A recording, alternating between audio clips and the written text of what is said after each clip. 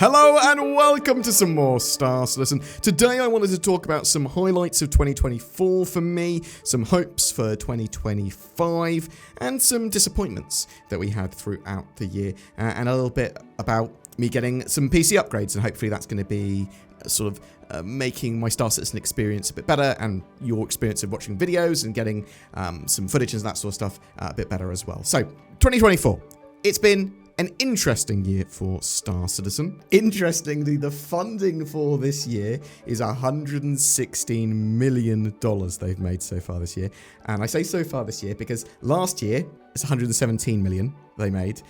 It's unlikely, but possible, they could go above $117 million in the last few hours of 2024. As long as it's 2024 somewhere in the world, I'm going to count it as the biggest funded year for Star Citizen if it goes over that $117 million threshold. It's sort of impressive because they didn't even have a full 4.0 launch, right? There was no giant song and dance about 4.0. They went 4.0 on the preview.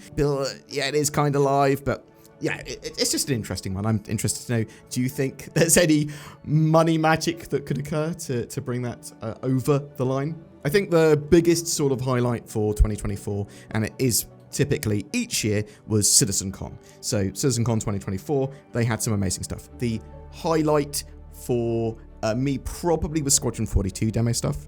They just went, look, this is Squadron 42. It is this beautiful movie thing that you can play. It is beautiful. It's really cool. I want to watch Squadron 42. Also, beyond the hour sort of amazing demo trailer thing that we saw for it, they also said, look, we're planning to release in 2026, which is also one of my disappointments through the year. 2026, it's not that much more time to wait, admittedly, but I've been waiting a decade for Squadron 42 Episode 1 to launch, and it's getting closer.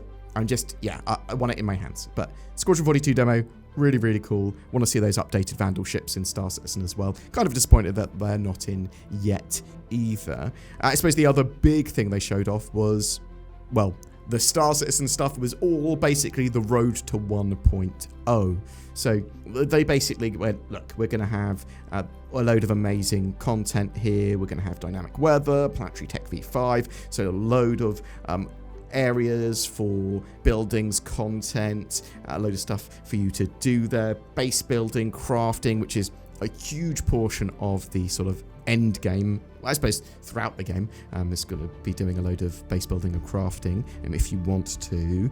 And then there's the sort of end game content, both for solo and multiplayers. And there's going to be instances, dungeons, sort of loot extraction stuff. There's station warfare, the base PvP stuff.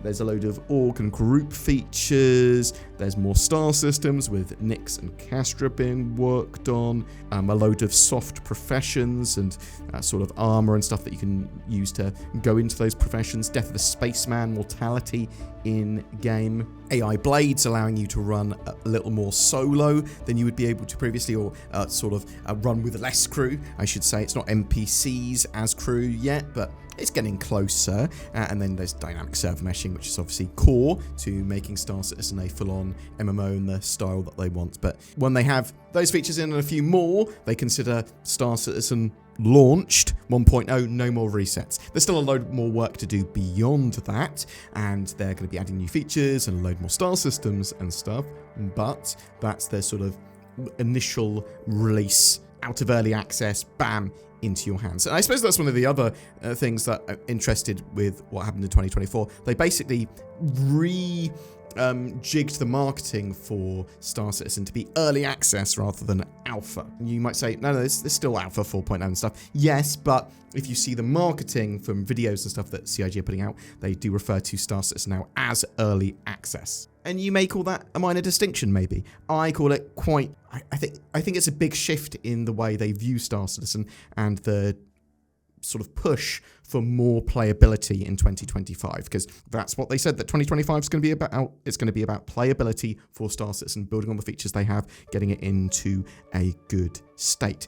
And I suppose there's some other highlights that I want to talk about that I really like that they got right this year. The Polaris, that is a really cool ship. They released it without the captain's quarters, but then they've added that since. But yeah, Polaris, really cool, big ship, loads of cool stuff going on at. It's sort of the first real capital combat ship that we've had fully in-game. Something else I think they did right was the Argo Atlas, the Titan suits. So these are basically power loaders without the grabby hands. They're sort of the super advanced tractor beam suits is the way I describe them. Really cool. They went, look, let's have them in game. They're not the combat ones. I want the combat ones, but they went, let's put them in game.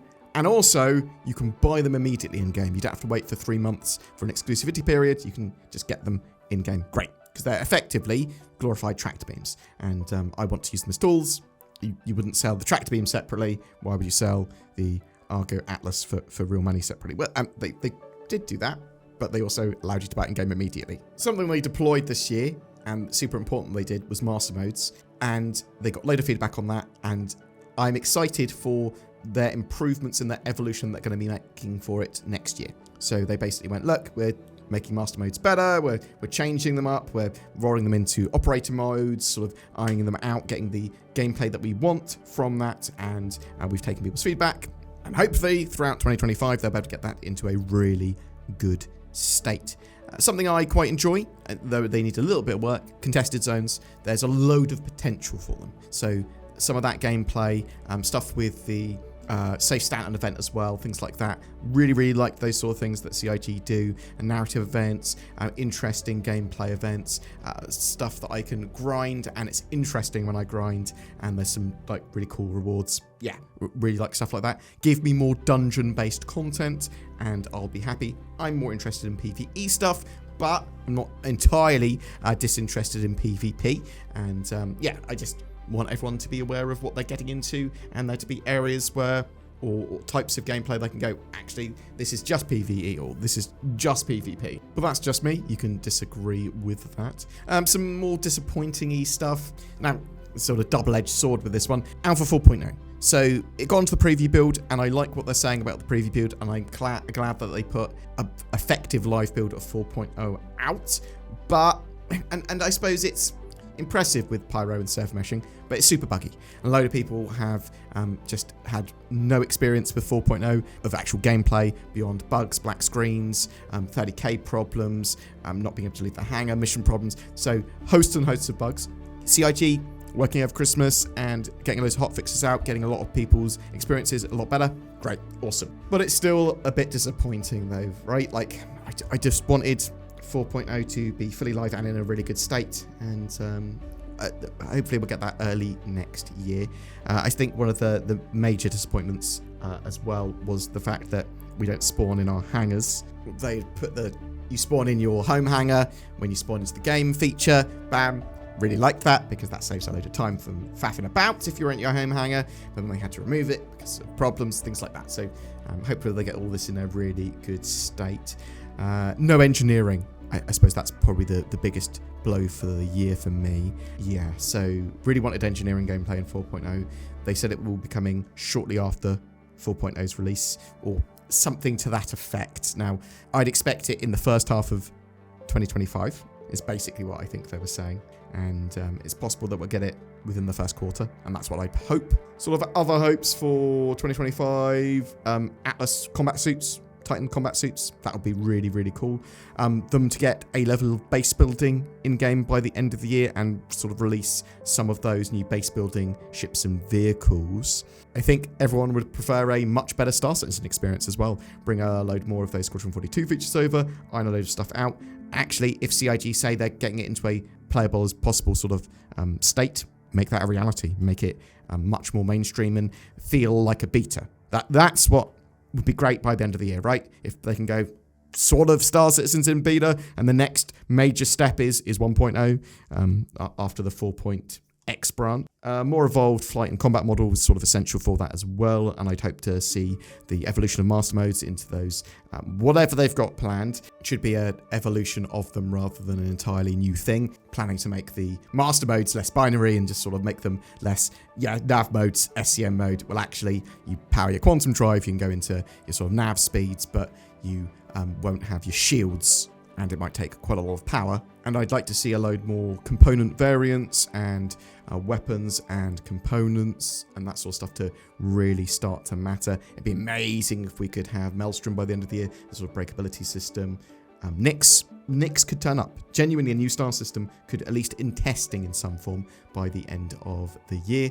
And sandworm raids, stuff like that. They did say that they were closer than we thought. Any cool new content like that, I'd love to test out. But yeah, that's sort of what I'm thinking for my highlights of 2024 and my hopes for 2025. I have just upgraded my PC as well, and Zins. So we have gone from having a 3950X and a 5950X AMD Ryzen processor, both to 7950X3D. That should be significantly better for our needs for both sort of video work and playing Star Citizen with some more powerful cores. Because from my experience, Star Citizen seems to be mostly CPU bound. We sort of play it on 1440p sort of resolution, and we get like 60 to 70% GPU usage on a 3080. We've now also got DDR5 RAM and 64 gigs of RAM, stuff like that, and we're using some Gen 5 NVMe drives for storage with Star Citizen on. So sort of all of that together should be giving us a significantly better Star Citizen experience. At least that's what I'd hope. Going to be testing that in the new year and seeing what we can sort of push for quality of gameplay and B-roll. I would like to move everything into 4K eventually. I'll look at something like a 5080 in the new year once they're actually sort of released, and they might be incredibly expensive, sort of like £1,200, $1,200 sort of thing. But also Star Citizen needs to get more optimized, right? Like they have brought in a load more optimizations. They've sort of started to phase in Vulkan more, but they need to be working on that a bit better. And we need to see some, like, I know, GeForce drivers and graphics drivers support Star Citizen a bit better. Something I'd like to do as well is sort out my studio a bit better, because it's sort of in a mess. I haven't really set it up properly yet. I've got like a significantly better camera I can use for streaming. I need to stream regularly. But we'll talk more about that sort of stuff tomorrow in the Star Citizen January/channel update. Thank you so much for watching. I'm really interested to know what were your highlights of 2024. What are your hopes for 2025? What are your disappointments throughout the year? I hope you have a fantastic new year. Happy New Year to everyone. If you've got nothing else to say Happy New Year in the chat, I suppose. I hope we all have a great 2025 and that Star Citizen flourishes throughout the year. What do you think? The Tobii Eye Tracker 5 is on sale until the 3rd of January 2025. You can get 20% off now. It gives you natively supported high precision head and eye tracking in Star Citizen, and it is absolutely awesome for deeper immersion, for combat, for a whole range of stuff as long as you use it. Go to tobii.gg/BoredGamer or use the links below to get that discount and help the channel. Ho, ho, ho. Hey there, Timmy. No, that's Northern Claus. No, ho, Timmy, I am normal Santa with presents for you. You're really a normal Santa? Yes, why would I lie about that? I'll have the one on the left. There you go, Timmy. Open your lovely box of spiders. I hate spiders! So do I, Timmy. That's why I would have picked the other box, which was full of NordVPN. Ho, ho, ho. Use the links below to get nordvpn.com/BoredGamer and help protect yourself online, but also give you better accessibility. It should be part of your Christmassy toolbox. Merry Nordmas, one and all.